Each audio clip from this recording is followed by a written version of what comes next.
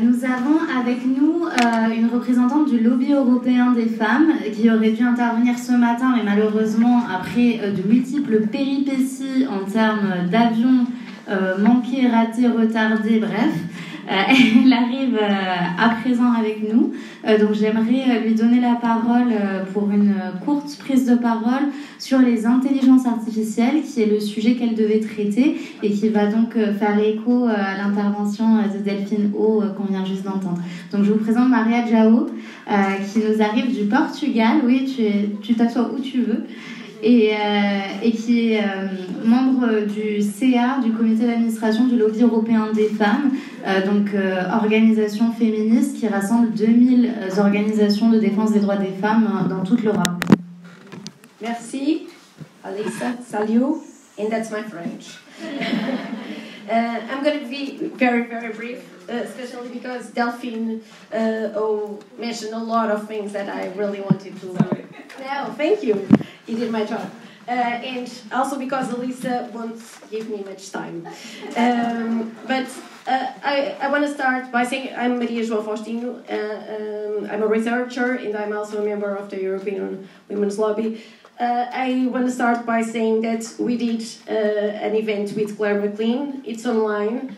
I organized it with her and with Microsoft, exactly to push on big tech and to make big tech accountable, finally. We did not succeed, but we tried.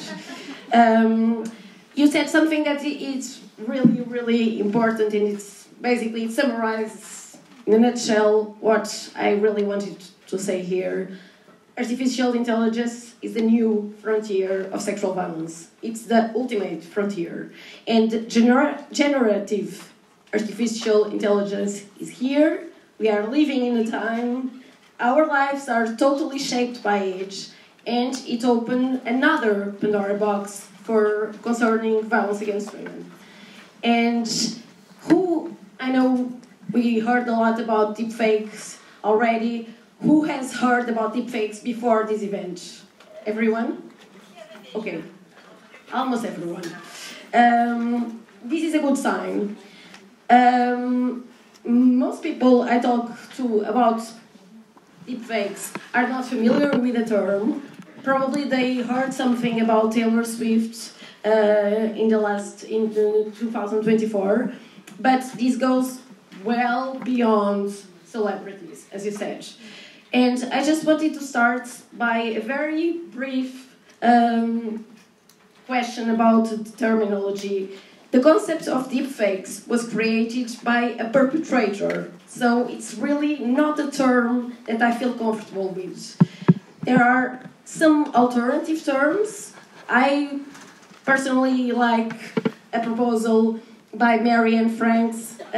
She talks about sexual digital forgeries to underline the idea that this is a forgery, that is something that's a violation. Claire McLean talks about deepfake sexual abuse to underline that we are talking about sexual abuse and that we are referring to sex crimes and not a joke or a lesser form of violence. I personally talk about pornified abuse or pornified violence because I think it's important to talk not about pornography. I don't think it's pornography. I like the framework of image-based sexual abuse created by Claire McLean and Erica Reckley, because pornography, although it's a very, as we all heard about it, very abusive industry, I think that talking about pornography induces a lesser approach and induces a wrong sense of entertainment to it.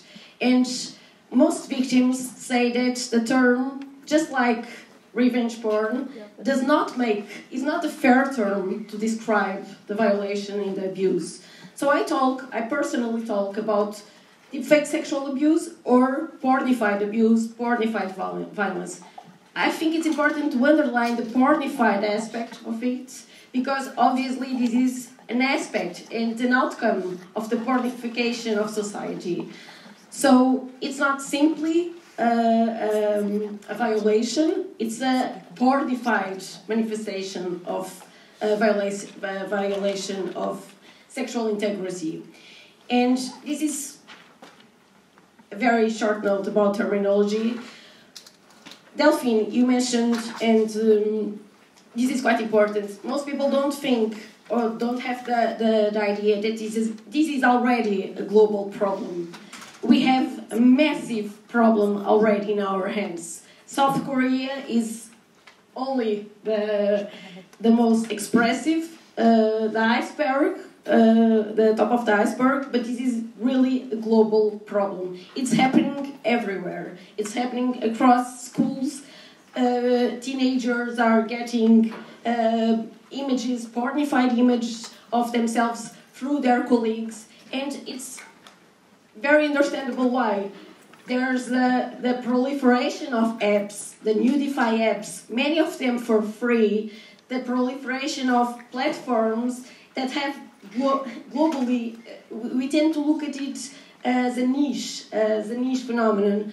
The most expressive thing, the biggest platform for creation and solicitation of deepfakes has millions of viewers and participants per month. So this is a big thing. This is a big industry already. We are talking a very structural problem here already.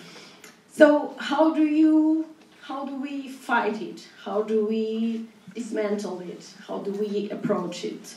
Obviously, there is no simple remedy.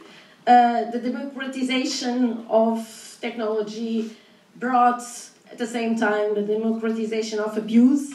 So we need an holistic approach. We really need to enforce a feminist sexual approach in sexual ethics that goes beyond consent. The concept of consent has become a tool, a tool of patriarchy, and not instead of something that liberates us. And we really need, first of all, to recognize the impact of deepfake or pornified abuse.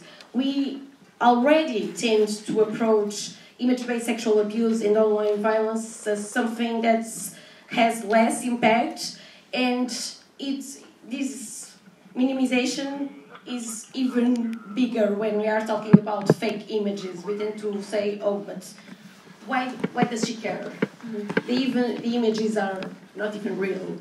And we already have data and scientific empirical studies that show the impact is exactly the same as if the images were so-called real. So our standards and our commitment has to be victim-centered.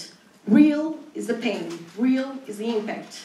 So, and we know that even fake images have the potential to create psychological trauma, to create reputational damage, to create all sorts of social and psychological harms.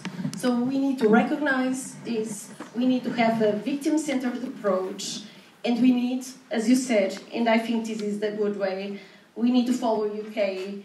We really need to criminalize the production, not only the dissemination, because if we allow the production of deepfakes to continue, we know that they are found through Google, they are advertised on Facebook and Instagram, so big tech has a lot to answer for, and we only fight them by criminal law.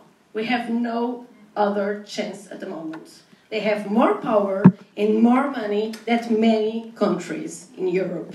So this is the only answer we have for at the moment. So thank you very much.